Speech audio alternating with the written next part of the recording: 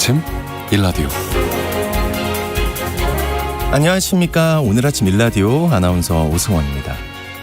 오늘도 남부지방으로 계속해서 많은 비가 예보되어 있는데요. 피해가 계속 확대될까 우려되고 있습니다. 전국에 산사태 경보도 주의에서 경계로 상향된 상황이니까요. 대비 단단히 하셔야겠습니다. 장맛비 피해가 커지는 상황에서 농가에서는 농산물 피해볼까 하는 것도 노심초사하고 계실 텐데요. 갈수록 이상기후 때문에 작황이 좋지 않다고 하죠. 당연히 상품 가격도 떨어지고 농가에선 폐기하거나 헐값에 처분해야 하는 상황도 생기는데요. 이렇게 국내에서 버려지는 농산물의 양이 전체 생산량의 무려 30%로 추산이 되고 있습니다. 연간 500톤 정도로 금액으로 따지면 5조 원에 달한다고 하는데요. 문제는 이렇게 버려진 농산물 때문에 발생하는 폐수와 온실가스의 양이 전 세계 발생량의 5%를 차지할 정도로 심각하다고 합니다. 이런 상황에 최근에 맛과 영양은 흠잡을 데 없는데 못생겼다는 이유만으로 버려지는 일명 못난이 농산물 시장이 플랫폼을 중심으로 확대되는 추세라고 합니다. 환경도 살리고 농가 소득도 보존할 수 있는 큰 장점이 있는데요. 요즘 의미 있고 가치 있는 소비를 추구하는 분들에게 이 못난이 농산물들이 인기를 끌고 있다고 합니다. 올여름 날씨에 이런 못난이 농산물들이 많이 나올 것 같은데요. 버려지는 것 없이 거래가 더 활발해지고 농가에도 힘이 됐으면 좋겠다는 바람이 듭니다. 벌써 6월의 마지막 금요일입니다. 오늘 아침 일라디오 출발합니다.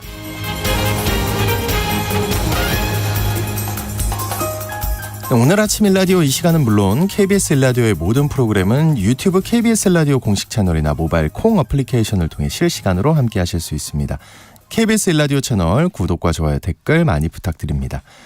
자, 오늘 팩트연구소 시간에는요. 장마철에 더 취약해진 건설 현장 등에서 발생하고 있는 중대재해 사고 관련해 팩트체크 해보겠고요. 또 언젠가 내 집 시간은요. 현재 논의가 진행되고 있는 노후 신도시법의 화두와 어떻게 진행될지에 대해 살펴보겠습니다. 자, 청취자 여러분들 참여하실 수 있는 퀴즈 드릴게요. 서울의 주택난과 집값 상승을 해결하기 위해 1989년 일상과 분당 등을 1기 이것으로 지정하고 지금의 아파트들을 새로 지었는데요. 현재는 3기 건설이 추진 중이고요. 1기 지역들의 노후 문제가 심각해서 정부가 특별법 제정을 추진하고 있습니다. 이것은 서울 근교의 빈 땅에 새로 조성하는 대규모 주택건설 프로젝트인데 무엇이라고 할까요? 네, 추첨을 통해 농촌진흥청에서 제공하는 웰빙 혼합 작곡 세트를 한 분께 향긋한 커피를 드실 수 있는 모바일 커피 쿠폰을 4분께 드리겠습니다. 방송에 참여하실 분들은 단문 50원, 장문 100원이 드는 유료 문자 샵 9730으로 보내주시기 바랍니다. 유익한 정보와 살아있는 이야기가 있습니다. KBS 오늘 아침 일라디오.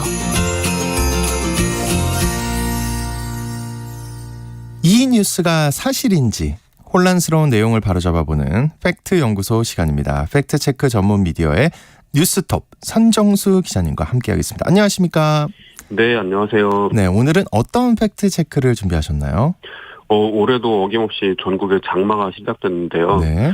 하루 종일 내리는 비와 거세게 부는 바람, 끈적이는 습기, 빗방울이 엄청 이 가시지 않는 이 무더위. 네. 우리를 괴롭히고 있는데 이런 특성 탓에 장마철에도 작업 현장에서 소중한 생명이 희생되고 있습니다. 장마철에 발생하는 믿기지 않는 중대재해에 대해서 알아보고요. 장마철 중대재해를 막을 수 있는 방법도 짚어보도록 하겠습니다. 네. 첫 번째로 짚어볼 주제가 건설 현장에서 익사사고가 발생한다? 네요. 흔히 그 여름철 익사사고 하면 계곡이나 바닷가, 물놀이 하다가 벌어진 사고가 떠오르는데 근데 건설 현장에서도 익사사고가 발생하나요? 네, 지난해 6월 30일 오후 3시쯤에 경기도 용인시의 한 건설 현장에서 익사 사고가 발생했습니다. 먼저 중대재해로 돌아가신 모든 분들의 명복을 빌고요. 네. 공사 현장에서 웬 익사 사고냐고 하실지 모르겠는데요. 고용노동부의 2021년 산업재해 현황 분석 통계 자료에 따르면 2021년 한 해 동안에만 건설 현장에서 4분이 익사로 목숨을 잃었습니다. 앞선 사례에서 사망자 A씨는 터 파기 공사가 진행 중인 건설 현장에 집중호우로 형성된 물 웅덩이를 헤엄치다가 익사를 했습니다. 당시 터 파기 작업장의 측면에 설치된 양수기가 콘센트 침수로 작동되지 않았다고 합니다. 그래서 A씨는 양수기 플러그를 콘센트와 분리해서 다른 전선에 연결하기 위해 물 웅덩이로 뛰어들었다가 변을 당한 겁니다. 고용노동부는 지난 9일 장마철 건설 현장 안전보건 길잡이라는 가이드북을 발간했는데요. 장마철에 대비한 핵심 안전 수칙을 알려주는 내용입니다. 가이드북이 제시하는 장마철 위험 요인별 안전관리 항목 중에 첫 번째가 바로 집중호우로 인한 건설 현장 침수입니다. 그러니까 장마철 집중호우로 공사장에 물웅덩이가 생기고 이로 인해서 좀 더 취약해진 건설 현장에서 익사 사고가 발생하고 있다 이런 거군요. 네. 예, 이럴 경우에 어떻게 했어야 그럼 재해를 당하지 않을 수 있었을까요? 고용노동부는 현장 침수 시 작업 중지 이걸 우선으로 삼고요. 그다음에 양수기 점검 통로 설치를 제시했습니다. 사업주는 비 또는 그 밖의 기상상태 불안정으로 인해 근로자가 위험해질 우려가 있는 경우에는 작업을 중지해야 합니다. 그리고 근로자도 산업안전보건법 52조에 따라서 산업재해가 발생할 급박한 위험이 있는 경우에는 작업을 중지하고 대피할 수 있는 작업 중지권이 보장되어 있습니다. 양수기를 설치했을 경우 양수기 인양 로프 및 콘센트 등 점검이 필요한 지점까지 안전하게 이동할 수 있는 점검 통로를 설치해야 한다. 이렇게 공고를 하고 있습니다. 네, 물웅덩이로 들어가는 것만으로도 좀 위험해 보이는데 양수기 전원 플러그를 심지어 뽑으려고 들어갔단 말이에요.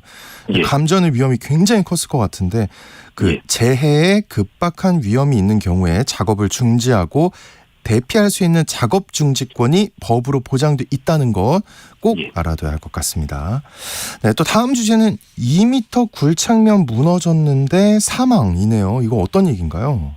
2m 정도면 남자 어른 키보다 조금 높은, 그러니까 이 점프하면 바깥이 그쵸. 보일 정도의 높이잖아요. 네. 근데 이 정도 땅을 파고 작업을 하는데도 흙이 무너져서 그 밑에 깔려 숨진다. 이런 거죠.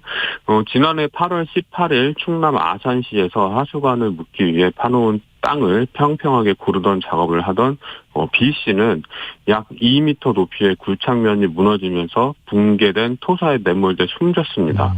여차하면 빠져나갈 수 있을 것 같은 만만한 높이라고 생각할 수 있겠지만 재해 순간에 대피는 이루어지지 못했습니다. 당시 언론 보도를 보면 노동청과 경찰은 사고 얼마 전 내린 비로 인해 집안이 약해진 상태에서 공사를 하다가 사고가 난 것으로 추정을 했습니다. 네, 참 안타까운 사고인데요. 이런 굴착면 붕괴로 인한 재해를 막으려면 또 어떻게 해야 될까요? 고용노동부는 2m 이상 굴착 작업을 할 때는 반드시 사전 조사를 하고 작업 계획서를 수립하고 이행하며 작업 지휘자를 배치하라 이렇게 공고를 했습니다. 집안의 형상, 지질 및 지층, 균열, 매설물 등의 유무, 지하 수위 이런 것들을 사전에 조사를 해서 해당 집안 상태에 적합한 작업 계획을 수립하는 게 매우 중요하다고 합니다. 네. 그리고 이후에 이제 작업 계획서대로 작업을 이행하기 위해서 근로자 교육을 시키고 그리고 작업 지휘자를 지정을 해서 해당 굴착 작업을 지휘하도록 해야 한다고 합니다. 그리고 깊이와 상관없이 모든 굴착 작업에는 굴착면의 붕괴 또는 낙석 방지 조치를 취해야 하는데요. 작업 시작 전에 작업 장소 및 주변에 부석, 균열 이런 것들이 있는지 그리고 물은 얼마나 머금고 있는지 또 얼었는지 뭐 이런 것들을 점검을 해야 되고 굴착면 붕괴 방지를 위해서 토질에 따른 적절한 기울기를 준수해야 된다고 합니다. 다만 공간이 협소하거나 굴착 구간 주변에 지하 매설물이 존재하는 등 법상 기울기 준수가 어려운 경우에는 안전성 검토를 통해서 확인된 기울기를 확보하거나 흙막이 등을 설치해야 된다고 합니다. 굴착 작업에 의한 토사의 붕괴, 낙하 시 근로자 안전을 위해서 흙막이 지보공을 설치를 해야 되고요. 방호망 설치 또는 출입금지 등의 조치를 취해야 한다고 합니다. 흙막이 지보공이란 지하를 굴착할 때 토사가 붕괴되지 않도록 땅속에 흙막이 벽체를 설치하는 작업을 말합니다. 네. 또 다음 주제는 과자 봉지에도 들어가는 질소인데 사망입니다. 이건 무슨 예. 얘기인가요? 우리 빵빵한 이 봉지가 먹음직해 보여서 과자를 샀는데 정작 뜯어보니까 내용물이 엄청 기대보다 굉장히 적었던 경험도 그렇죠. 있으실 겁니다. 네네. 그죠? 우리는 이제 반어법을 섞어서 이렇게 얘기를 하는데요. 돈 주고 질소를 샀더니 과자가 딸려왔어. 이렇게 얘기를 하잖아요. 예. 질소는 기체 상태에서 독성이 없고 인화성 입니다. 네. 그리고 대기 부피의 78% 정도를 차지할 정도로 굉장히 흔한데요. 그래서 과자가 부스러지지 말라고 과자 봉지에 질소를 채웁니다. 그런데 이 질소가 근로자의 목숨을 앗아가는 경우도 있습니다. 지난해 6월 7일 경기도 화성시의 도시가스 배관 절단 작업 현장에서 근로자 C씨가 숨지고 이 C씨를 구하러 들어갔던 동료 2명이 질식해서 병원에 입원하는 사고가 발생했는데요. 당시 이 C씨가 맡았던 작업은 배관에 남아있는 도시가스를 제거하기 위해서 불활성 기체인 질소 또는 아르곤 기체를 수집하는 퍼지라는 작업을 하고 있었습니다. 근데 어떤 이유에서인지 이 불활성 기체가 굴착 구덩이 내부로 역류하면서 공기를 몰아내고 고였고요.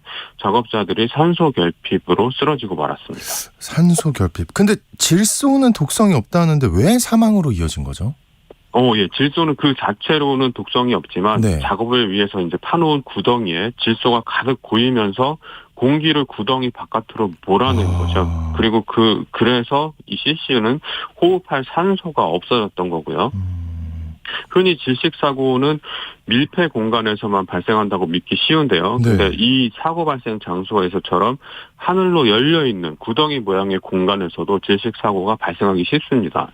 왜냐하면 이 공기보다 가벼운 기체는 위가 뚫려 있는 경우에 하늘로 올라가 버립니다. 그러면서 그 빈자리를 공기가 채우게 되니까 구덩이 속의 작업자는 상대적으로 안전하게 된 거죠. 근데 공기보다 무거운 기체 또는 공기와 이 비중이 비슷한 기체가 구덩이 내에서 누출됐을 경우에는 구덩이 속에 공기를 밀어내면서 구덩이를 채웁니다. 그러면 산소 부족이 일어나게 되고 산소 결핍으로 인한 작업자의 안전이 위협받게 되는 거죠. 네. 밀폐 공간 등 질식이 우려되는 곳에서 작업을 하기 전에는 사전에 산소 및 유해가스 농도를 측정해서 적정 공기가 유지되고 있는지 확인하는 게 굉장히 중요합니다. 네네. 작업 전과 작업 중에 밀폐 공간에 적정 공기 상태가 유지되도록 환기를 항상 실시를 해야 되고요. 작업 상황을 감시할 수 있는 감시인을 밀폐 공간 외부에 배치를 해야 됩니다. 작업자는 공기호흡기 또는 송기 마스크 등 호흡용 보호구를 착용하고 보호가드, 구명줄, 구조용 삼각대 등 추락 사고 예방을 위한 보호 장구를 비치해야 됩니다. 네. 그리고 지금 장마철입니다. 이 장마철에 자주 일어나는 중대재해 또 어떤 게 있을까요? 태풍이나 강풍으로 인한 무너짐, 그리고 낙뢰, 감전, 온열 질환 등을 꼽을 수 있습니다. 네네. 2주 전 이 시간에도 말씀을 드렸었는데요. 실내 작업장에서 온열 질환 주의가 필요하다고 말씀을 드렸었는데요. 네. 안타깝게도 지난 19일 대형마트 주차장에서 카트를 정리하던 노동자 한 분이 온열 질환으로 숨졌다는 소식이 전해졌습니다. 네. 앞서 말씀드린 대로 실내 작업장은 바람, 물, 휴식 이게 굉장히 중요하고요. 실외 작업장에서는 물, 그늘, 휴식이 온열 질환을 예방하는 핵심입니다. 그리고 태풍 등 강풍에 따른 무너짐과 이에 따른 중대재해를 막기 위해서는요. 태풍 예보 시 기상 상태가 호전될 때까지 대피하거나 작업을 중지해야 하고요. 각종 시설물, 표지판, 자재, 적재물 등이 강풍에 날릴 수 있는 모든 물건을 정리하고 단단히 고정을 해야 됩니다. 그리고 설치된 낙하물 방지망과 수직 보호망을 제거 또는 고정을 하고요. 그리고 비계 연결부, 접속부 상태 및 기둥 변형, 흔들림 이런 것들을 확인해야 됩니다. 네. 크레인, 리프트 이런 장비들은 무게 중심을 최대한 아래로 하고 이탈 방지 장치 및 집안 벽체 지짐을 고정 상태 이런 걸 점검을 해야 하고요. 강풍 시 작업 제한이 굉장히 중요합니다. 그리고 낙뢰도 마찬가지로 낙뢰 예보가 있거나 낙뢰가 시작됐을 때 야외 작업을 중단하고 큰 건물 내부나 자동차 안으로 대피하는 것이 굉장히 중요하다고 합니다. 네. 자, 오늘 팩트연구소 시간에는요. 장마철에 일어날 수 있는 중대재해 관련해 팩트체크 해봤습니다. 올 여름에 이런 사고 소식 다시는 없었으면 하는 바람입니다. 지금까지 뉴스톱의 선정수 기자와 함께했습니다. 오늘 고맙습니다. 고맙습니다.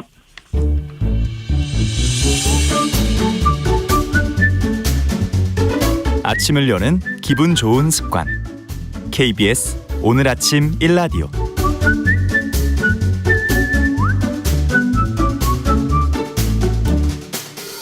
주택시장의 기본 상식과 이슈를 살펴보는 언젠가 내 집 시간입니다. 서울 인구를 분산시켜서 집값 안정과 주택난을 해결하기 위해 1980년 후반부터 신도시들이 조성됐는데요. 이제 이 노후화 문제로 재건축을 추진하기 위해 법안 마련이 진행되고 있습니다. 어떤 내용이 논의되고 있는지 또 어떻게 추진될 수 있는지 살펴보겠습니다. 커넥티드 그라운드의 최상욱 대표님과 함께하겠습니다. 안녕하십니까? 안녕하세요. 최상욱입니다. 네, 오늘 요즘 노후 신도시법 논의가 진행되고 있다던데 어떤 지역들에 해당되는 얘기인가요? 노후 신도시법이 윤석열 대통령의 공약이었어서 그 당시에는 1기 신도시를 재건축하겠다고 했었기 때문에 네. 당초에는 1기 신도시만이 재건축 좀 대상이었는데요.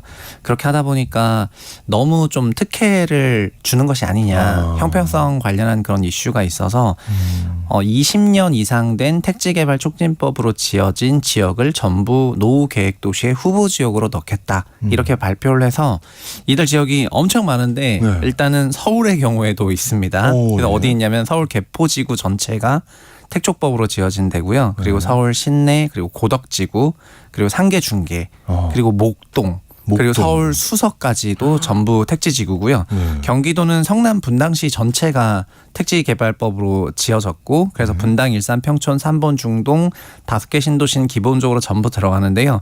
그거 외에도 네.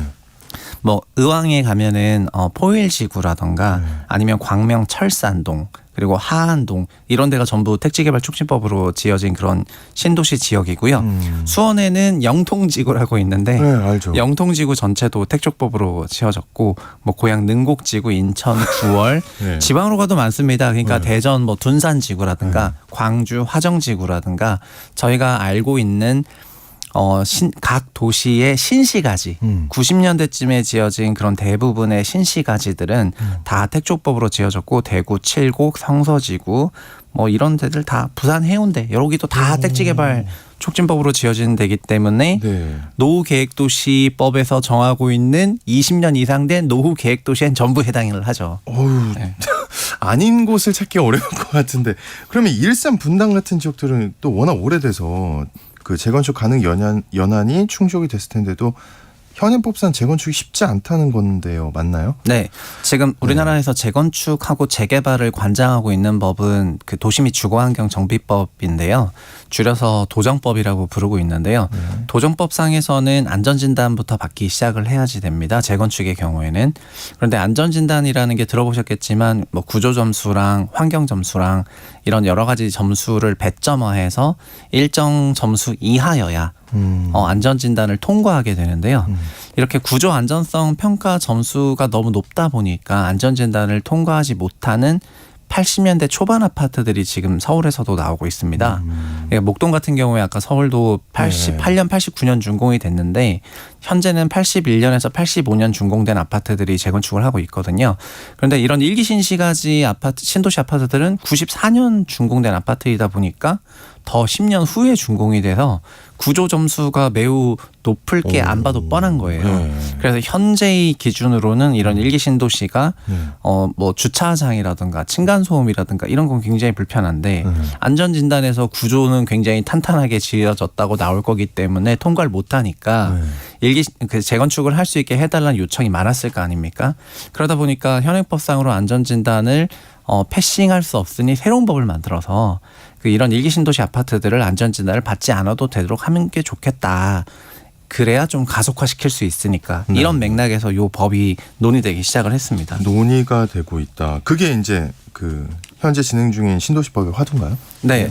이 법은 그 작년 2월에 그 윤석열 대통령 공약에 1기 신도시법이 들어갔었는데 모두에 말씀드린 것처럼 1기 신도시는 5개 신도시밖에 안 되고 다른 정비구역과의 형평성이 있을 수밖에 없어서 대상을 늘려라 해서 노후계획도시 전체를 늘렸는데 결국 골자는 이들 도시지역에서 이런 안전진단을 패싱할 수 있도록 뭔가 특혜를 좀 주려다 보니까 네. 그러면 이게 근데 다르지 않아요? 다른 지금 이런 안전진단을 준수하면서 재건축을 하고 있는데 하고 이제 형평성 논란이 생겨버리는 거예요. 네. 그래서 국토부가 이 법을 최초로 발표한 건 올해 2월 7일이었는데요. 2월 7일 발표하고 나서 한 달 정도 좀 언론 뉴스를 타다가 한참 3개월간 논의가 없다가 요즘 이제 다시 국회 소위에서 이 법안을 논의를 하다 보니까 다시 여러 가지 형평성 관련 이슈나 이런 부분들이 재점화가 되고 있는 상황이죠. 야, 그 형평성 문제는 해결하기 정말 어려울 것 같은데 또 다른 내용들도 있습니까, 법에? 형평성 문제 말고도. 네. 기본적으로 이 법의 어떤 구성 형식을 네. 좀 설명드리는 게 좋을 것 같은데요. 예. 현재는 재건축 사업을 하기 위해서는 안전진단을 통과를 하고 그러면 정비구역이 지정이 되면서 말 그대로 그 구획 안에서 소유주분들이 동의를 받아서 4분의 3 이상이 동의를 하게 되면 조합 설립 인가를 받고 쭉쭉 단계를 걸쳐가게 되는데요. 그런데 이런 노후계획도시법에서 다루고 있는 정비사업 같은 경우에는 엄청난 혜택을 크게 두 가지를 주는데 하나는 앞서 말씀드린 안전진단이고 두 번째는 뭐냐면은 특례 그러니까 용적률 상향 조정을 해줘요. 그거 되게 예민한 문제 아닌가요? 매우 예민한 이슈인데 왜냐하면 일기 신도시들이 평균적으로 용적률 약 200%로 지어졌었기 때문에 현행 일반 주거 3종에서 말하는 용적률 250% 정도만으로는 사업성이 충분하지 않다는 게 이런 일기 신도시를 바라보는 관점이고 그러니까 특례 용적률을 부여하게 되거든요. 그러면은 특별 정비구역으로 그래서 지정할 수 있는 권리를 이 법에서 다루고 있고요. 특별 정비구역이 되면 용적률 상향 그리고 안전진단 면제라는 엄청난 그 카드를 받게 되는 거고 네. 이런 구도로 하는 거니까 일단 해당 지역에 속하시는 분들이 들었을 때는 굉장히 귀가 솔깃한 네. 그런 이슈가 내용에 담겨져 있고요.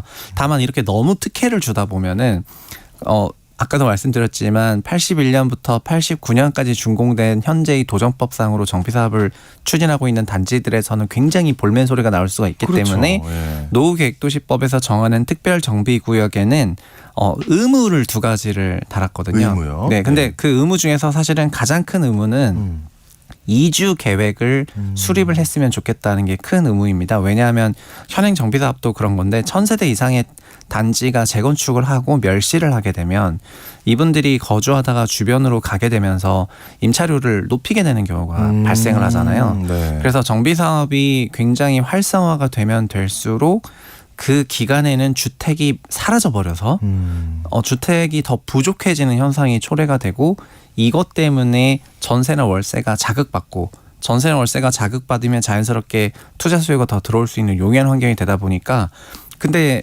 일기 신도시급 정도 되는 지역은 그 규모가 1000세대 정도가 아니라 엄청나죠. 네, 수천 세대를 특별 정비구역으로 묶어서 권역화할 예정이기 때문에 이들 지역이 전부 멸실된다 그러면은 거의 미니 신도시 하나를 지어야 되거든요. 그래서 이 법에서는 이주 계획을 수립을 해서 순환적으로 정비 사업을 하라고 하고 있는데 그것을 지자체에게 기초단체장에게 권한을 그걸 의무를 시행을 하도록 하고 있습니다. 그러다 보니까 올해 2월에 노후계획도시법 나왔을 때도 네. 기본적으로 일기 신도시 시장님들은 다 환영했을 것 같지 않습니까? 네. 그러지 않았을까요? 왜냐면 다들 좋아하니까. 네. 예. 일기 신도시 재건축해준다는데 시장이 나빠할 일은 없거든요. 그러니까요. 네. 근데 그 시장이 그 원희룡 국토부 장관 옆에서 그 환영사를 얘기를 할 때 모두 5시장 모두 다 그 이주 계획이라는 거 우리 시 예산과 우리 시의 면적으로는 수립이 어렵다. 가령 예를 들면 성남시의 경우에는 가장 돈이 많을 걸로 예상이 되는 지역인데 성남시에서 했던 얘기는 우리는 땅이 없다. 그리고 뭐 군포나 다른 시 같은 경우에는 우리 신도시 지역에 사시는 분이 다른 시하고도 서로 상호 인접성이 있어서 여기서 정비 사업을 하게 되면 저쪽으로 가게 되는데 우리가 좀 해야 되다 보면 우리도 역시 땅이 없고 돈도 없다. 그래서 전반적으로 보시면은 이런 이주 계획을 수립하는 데 있어서 지금 현재 민영 일반 재건축도 어느 아파트 이주를 저쪽 단지 하세요 이렇게 하지 않지 않습니까? 네네. 그 얘기는 이주 계획을 이렇게 계획적으로 추진하고 있지는 않고 시장의 임대차에 그냥 잘 풀어놓는다는 그런 상황인데요. 일기 신도시급 정도 되는 어마어마한 물량을 이주 계획 다 세워서 하려면 그럼 신도시 새로 지어야 된다는 거잖아요. 새로 신도시를 하나 지어야 그러니까, 예. 일기 신도시를 재건축할 수 있다는 말이 되다 보니까 여기서부터 이제 전문가들이랑 이런 논의하는 과정에서 이것을 기초단체장 레벨에서 이 이주 계획을 수립을 하고 거주 이전지를 마련한다는 것이 현실적으로 말이 되는지 이런 부분에 대해서 논란이 발생하고 있습니다. 그러니까 만약에 뭔가를 지어서 그 많은 사람들이 다 갔다가 신도시가 재건축이 돼서 다시 와요. 네. 그러면 그 임시로 지었던 데는 또 어떻게 돼요? 거기는 이제 순환 정비를 해야 되니까요. 네. 그러니까 예를 들면 목동만 하더라도 네. 거기에 2만 세대 넘게 있는데 1단지부터 14개 단지가 있는데 목동도 14개 단지 동시에 해버리면은 말이 안 되죠. 네, 그 말이 안 되는 것처럼 그러면 2만 세대 정도 있는 지역도 그렇게 하는데 주택이 10만 호 이상 있는 일기 신도시 지역 같은 경우에는 그 권역을 굉장히 더 크게 끊어야 되니까 한 개 권역 정도 되는 지역을 미리 더 지어놔서 그래서 여기를 하려고 하는 게 목표고요. 요즘 그래서 국토부가 좀 밀고 있는 대안이 있는데 모듈화 주택이라고 해서 모듈화요. 네, 그러니까 이제 건식 공법을 써서 그 우리가 예전에는 이런 것들을 조립식 주택이라고 했거든요. 이런 조립식 주택들을 대규모로 매시브하게 지어버리면은 주택 임시 거처를 좀 마련을 할 수가 있잖아요. 근데 요즘에 모듈화 주택은 예전에 저희가 알던 조립식 대비 좀 굉장히 품질이 많이 올라갔는데 요런 거를 이제 이주 대책에 좀 대안으로 논의를 하면서 모듈화 주택을 지어 놓을 테니 이쪽 A 블럭부터 전부 가셔서 사시다면은 A 블럭 정비 사업. 그럼 B 블럭 입주되면은 B 블럭에 들어가서 사시고 B 블럭 이렇게 들어오고 이렇게 순환 정비를 할 그런 생각이라고 합니다. 그렇군요. 네. 근데 또 현재 일기 신도시의 경우에 재건축이 어려운 상황에서 리모델링을 추진하는 경우도 있다고 들은 것 같은데요. 이거 다른 문제는 없을까요? 이거는? 네. 현재 일기 신도시에서는 그 재건축 같은 경우에는 준공 30년 넘어가서부터 재건축을 할 수가 있는데 94년 준공된 주택은 올해 돼서야 30년이 되는 네. 거거든요. 그리고 30년이 됐더라도 뭐 곧바로 조합이 설립되거나 이런 것이 아니라 안전진단을 통과해야 되는데 네. 안전진단은 현재 기준으로는 통과가 불가능하죠. 그러다 보니까 일기 신도시에서 정비 사업을 하려면 재건축은 현실적으로 어려운 문제고 다만 주택법에서는 리모델링이라고 하는 사업 방식도 있는데 이거는 골조를 전부 해체하는 것이 아니라 골조 대부분은 조금 남겨놓고 마감을 변경을 해서 새로운 집을 만드는 이제 새로운 사업 모델인데요. 요거는 준공 15년 지나가면 할 수가 있거든요. 그러다 보니까 경기도 일기 신도시를 포함해서 90년대 이후에 뭐 2000년대 초기에 지어진 아파트들조차도 리모델링 사업을 좀 적극적으로 추진을 했고요. 그리고 재건축 같은 경우에는 일반 주거 3종 용적률 250%라는 딱 그 상한선이 있는데 주택법으로 추진하는 리모델링 같은 경우에는 현재 기준으로 전용 면적 따라서 1.3배 또는 1.4배까지의 용적률 상향을 허용을 해주다 보니까 현재 기준으로 용적률 만약에 300%인 단지가 있다면 1.4배를 하게 되면 420%가 되거든요. 네. 그러니까 갑자기 300% 단지를 재건축을 하면은 300으로 그대로 가야 되는데 이거를 리모델링을 하면은 420%로 가다 보니까 일반 분양을 할 수 있는 면적들이 나오게 되고 이게 재건축보다도 좀 더 좋은 사업 스킴으로 받아들여지게 됐던 거예요. 네. 그래서 2010년대 중반부터 일기 신도시들이 리모델링 사업을 추진을 했는데 요거를 제대로 하고 있는 데가 없다 보니까 경기도가 좀 시범 사업지를 선정을 해서 잠깐만요. 왜 제대로 하고 있는 데가 없었던 거예요? 되게 듣기로는 굉장히 좋아 보이는데. 네, 듣기로는 굉장히 좋아 보이지만 사람들은 리모델링보다는 재건축을 좀 더 선호하고요. 그리고 리모델링이 2013년 이전까지는 리모델링으로 이렇게 세대수를 증가하는 형태의 리모델링은 없었고요. 그러니까 리모델링은 그대로 그냥 한 개 층만 필로티로 띄우고 거의 그대로 한두 층만 늘어나서 세대수는 동일했었는데 국토부가 2013년부터 보니까 리모델링도 나중에는 결국에 그렇다면 자기가 다 분담금을 내야 된다는 거니까 일반 분양을 좀 넣을 수 있게 하자. 그러면서 나왔던 개념이 그 수직으로 3개 층을 증축을 해서 3개 층을 더 지으면 그 층에서는 일반 분양이 되니까 1분 수입이 나오시면은 그 1분 수입을 받아서 조합원들이 분담금을 덜 내면 된다고 하면서 리모델링이 그 순간에 약간 재건축화가 된 거예요. 그래서 2013년 이후에 변경된 요 수직 증축 방식의 리모델링이라던가 이렇게 별동을 새로 지어서 하는 리모델링이 준 정비 사업화 되다 보니까 종전에는 정비 사업이 아니니까 소유주들이 내가 다 내는 거지 뭐 이런 생각을 했는데 이젠 정비 사업처럼 돼서 남의 돈으로 할 수 있게 되다 보니까는 그러면은 자연스럽게 욕심이 생기게 되는 건데요. 용적률 더 인센티브를 달라, 별동을 달라, 수직 증축을 더 할 수 있게 기준을 완화해 달라 이런 게 있었고 그래서 13년 이런 변화 이후에 2020년까지 서울에 리모델링이 없었습니다. 오히려 7년 동안 리모델링이 위축이 됐었던 거고요. 예. 그러다가 경기도를 중심으로 경기도에 있는 아파트들은 대지가 조금 넓은 지역에 있거나 별동을 건설하거나 하는 여건이 괜찮으니까 그 시범 사업을 선정해서 요 단지가 먼저 좀 달려가 주면 그 단지 하는 것을 보고 다른 지역에서 벤치마크를 삼아서 하면 되겠다 해서 시범 사업 리모델링을 하고 있는데 근데 이들 지역조차도 요즘에 일기 신도시를 특별 정비구역을 만들어서 노후계획도시 재건축을 한다고 하니까 이걸 한 3, 4년 해왔던 단지들에서도 무슨 얘기가 나오냐면은 우리 네. 리모델링 조합을 다시 해체하고 다시 재건축을 하는 게 좋을 수도 있겠다. 네. 다시 논의를 하자. 이러면서 네. 리모델링을 추진하고 있는 사업에 이 노후계획도시법이 찬물을 완전 시원하게 뿌려버리게 된 거거든요. 입장 바꿔서 너무 이해가 됩니다. 네, 그러니까 리모델링을 추진하는 조합이나 그 단지에서는 해당 법을 엄청나게 반대할 수밖에 없는 그런 상황이 돼버린 거죠. 네.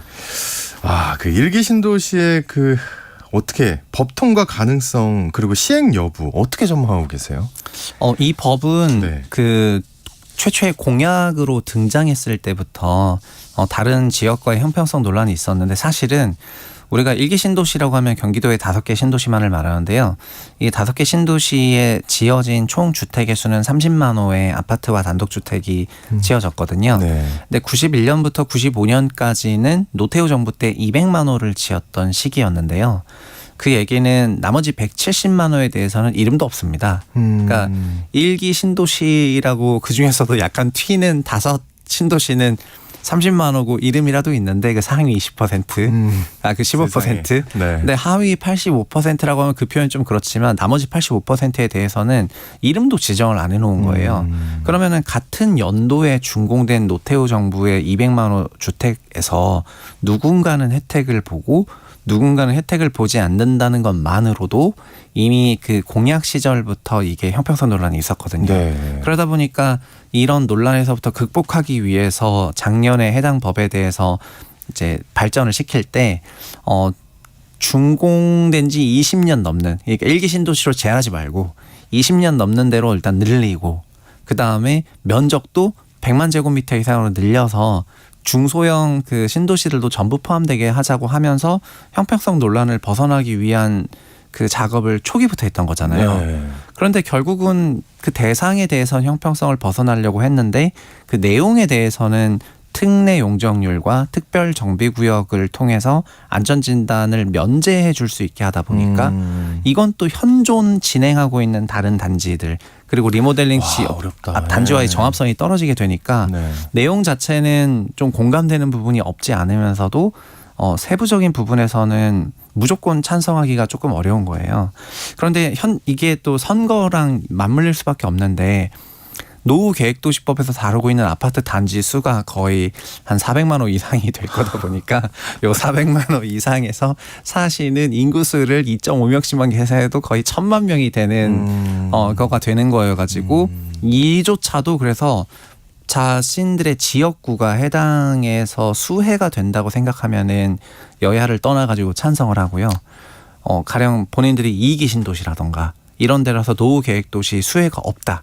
이렇게 해버리면 또 자기는 무조건 반대를 하는 거예요. 그래서 이게 논의되는 것조차도 너무나 정치선거적으로 가버리면서 완전히 안개 속으로 가고 있는 그런 상황이라고 생각해서 통과 여부를 확실시하기는 너무 어려울 것 같습니다. 야, 근데 저는 그냥 개인적으로 놀란 게 1000만에 달하는 사람들이 영향을 받고 있는 거잖아요. 네네. 그리고 이 영향은 1, 2년에 그치는 것이 아니라 굉장히 오랜 기간 동안 영향을 받을 거고. 그렇죠.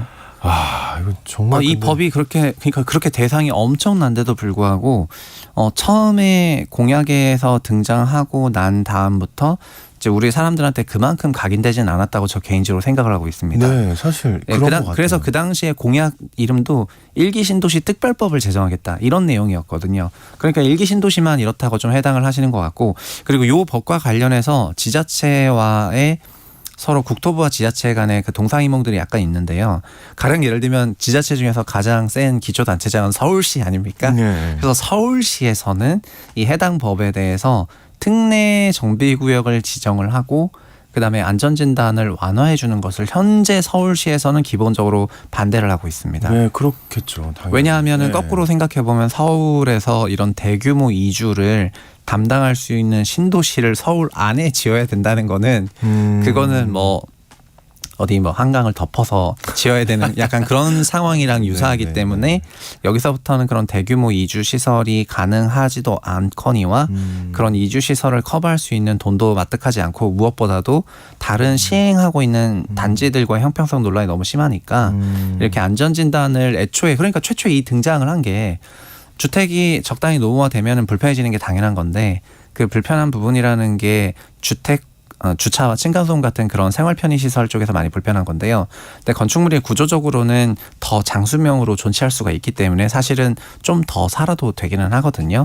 우리나라 같은 경우에는 평균 주택 수명이 40년이 되지 않는데 우리가 알고 있는 주로 외국 다른 나라 같은 경우에는 다 60년 이상이 넘어가서 그러다 보니까 주택을 오래 고치면서 수선해서 쓰는 게 일반적인데 한국은 그 교체 주기를 굉장히 짧게 하면서 결국에는 매년 신규 발주되는 건설 물량 많게 하고 이렇게 그 사이클을 짧게 가져가다 보니까 교체를 빨리빨리 하게 되면서 결국은 우리가 돈을 좀 더 써야 되는 이런 상황을 만들면서 이게 좀 진행이 돼 왔어요. 그래서 장기 주택에 대해서 노후 주택은 저도 살아봤지만 사는 게 편한 건 아닌데 네. 이거를 엄청나게 사회적으로 많은 돈을 쏟아부어 가지고 구조적으로 멀쩡한 주택을 굳이 안전진단을 면제해 가면서까지 해체를 해서 여기다가 이제 새 집을 지으셔가지고 이걸 하려는데 써야 되는 예산은 우리 모두가 냈던 시 예산을 써가지고 다른 주거를 한다? 이 부분에 대해서 그러면은 합의가 있어야 될 거잖아요. 그렇죠. 왜냐하면 다른 사람들이 볼 때는 내 세금이 왜 저렇게 쓰여야 되는 걸까? 네네. 되면서까지. 네, 그래서 그런 거에 대해서 정말 충분히 논의하고 합의하고 이런 게 아니라 작년 말에 이런 대책 발표할 때 너무 졸속으로 시행된 감이 없지 않아가지고 이게 그러니까 결국 법이라는 게 만들어지려면은 합의를 받아야 되는 부분이 있는데 그 부분이 부족한 것이 아닌가 싶습니다. 그렇군요. 여러 가지 생각을 들게 하는데 그러면 근데 갑자기 궁금한 게 해외 네. 같은 경우는 한 60년, 70년 이렇게 쓴다고 했잖아요. 거기도 네. 근데 제가 예전에 그 미국에 살았던 데는 100년도 넘었거든요. 네네, 그렇죠. 거기도 재건축이 있긴 하나요? 네, 재건축은 당연히 가능하죠. 네. 근데 우리나라는 근데 왜 그렇게 늦게 하는 걸까요? 반대로 생각해 보면. 그러니까 네. 한국의 주택은 벽식 아파트 구조가 이제 일반적인 구조가 되었잖아요. 네. 그래서 도시라는 게 사실 여러 가지 용도의 건축물들이 있는데 가령 이렇게 사무실로 사용되는 건물들은 사무실이 아니라 뭐 다른 용도로도 쓸 수가 있는데요. 집도 사실은 원래는 그렇거든요. 근데 우리나라의 그 8, 90년대를 거치는 과정에 아파트라는 주택을 빨리 공급하기 위해서 이런 기둥으로 지어진 건축물이 아니라 벽으로 지어진 건축물을 짓는 게 돈도 싸고 그다음에 더 많이 지을 수 있다 보니까 이거를 범용적으로 지어서 네. 현재는 주택을 다른 용도로 쓸 수 없게 되다 보니까는요.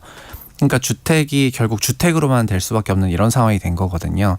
외국 같은 경우에는 뭐 주택을 다른 용도로 얼마든지 전환하거나 상업용 건물을 주택으로 전환하거나 복합 건물을 짓거나 이런 형태로 좀 유틸성이 높은 그런 형태의 건축 디자인을 갖고 있다 보니까 그리고 기본적으로 수명도 길고 그래서 이런 부분으로 인해 가지고 우리처럼 재건축에 엄청나게 예민하지는 않은 그런 상황이라고 생각하시면 될 것 같습니다. 네, 알겠습니다. 언젠가 내 집 오늘은 논의 중인 노후 신도시법 관련해서 알아봤습니다. 우리 7244님이 우와 반가운 목소리 채부심 구독해서 잘 보고 있어요. 응원합니다. 이렇게 보내주셨어요. 감사합니다. 채부심 구독 부탁드리겠습니다. 네, 여러분 좋은 내용이 많더라고요. 저도 구독 중입니다. 네, 지금까지 커넥티드 그라운드의 최상욱 대표님과 함께했습니다. 오늘 고맙습니다. 네, 감사합니다.